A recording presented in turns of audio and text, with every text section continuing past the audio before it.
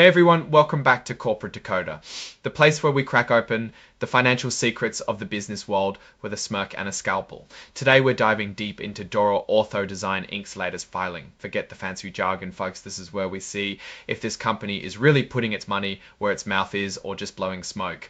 We're going to pull back the curtain on their financials, their risks, and what their big plans really mean for them and for you. And before we dive in, if you love getting unfiltered insights into these complex corporate reports, smash that like button and subscribe. Also join our Discord community linked in the description below for more in-depth discussions. Alright, let's get straight into it. Dror Ortho-Design is trying to revolutionize smiles with some new tech, and they're looking to raise cash in a big way. They're offering shares and special warrants called pre-funded warrants to buy more shares. Think of them as a way for investors to get in without immediately owning too many shares, which can be important for ownership rules. Now, Dror Ortho-Design isn't some giant. They're developing a new aligner technology they call ZSmile. They say it's better than the usual clear aligners because it uses a single smart aligner with pulsating air at night, making it less painful and less disruptive to your life. They even have a first generation product that got FDA clearance in 2020, but this new ZSmile product needs its own FDA clearance, and they haven't even filed for it yet. They expect to do that by the end of 2025, so things are still very early stage. This is a super important point. Being prepared on a going concern basis means the accountants think the company might not be around in a year. They're saying Dror Ortho-Design has lost a lot of money and doesn't have enough cash to keep going without new funding. They had about 544 and used almost $500,000 in just the first 3 months of 2020, or more $500,000 in just the first 3 months of 2024, and used almost $500,000 in just the first 3 months of 2025. That's a huge burn rate. This is a key risk factor. Operating in Israel, especially with the current geopolitical situation, can bring a lot of uncertainty. We're not going into the politics here, but it's a real factor that could impact military service for employee supply chains and even how regulatory bodies operate. This is standard but very relevant. Inflation wars, consumer confidence, all these big picture things can really hurt a company like Dror that's still trying to get its product into people's hands. This is the punchline, folks. They are not making money yet.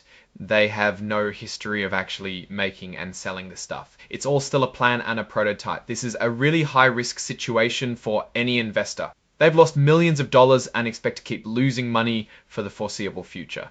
For the year 2024, they lost nearly $5.8 million. For 2023, it was over $3.5 million. There's no guarantee they'll ever make a profit. It's like investing in a very exciting idea, but with no guarantee it will ever make a profit. It's like investing in a very exciting idea, but with no guarantee it will ever become a real business.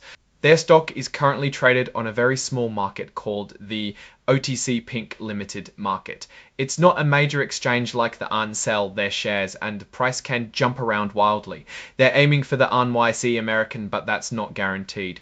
They absolutely need more money to survive and grow. If they can't get it, they might have to cut back on their development, sell assets, or even close up shop. The money they raised in a private placement back in 2023 gave them some breathing room, but they've already used a lot of it and are burning through cash fast. This is the classic tech startup problem. They have some patents, but patents can be challenged. If competitors can get around their patents, or if they can't enforce them, then their unique edge disappears. This is a red flag, and material weakness means their financial reporting isn't as solid as it should be. They admit it's partly because they don't have a chief financial officer overseeing everything day to day. This can lead to errors in their financial reports, making it harder for investors to trust the numbers. Let's glance at the financials very quickly. Their net loss for the first 3 months of 2025 was over $576,000. Remember, they have no revenue yet, and their total operating expenses were nearly $577,000 in that same 3-month period. Essentially, they spent as much as their reported loss. So what's the story here? Dror Ortho-Design has a potentially interesting idea for smile correction, but they are a very early stage company.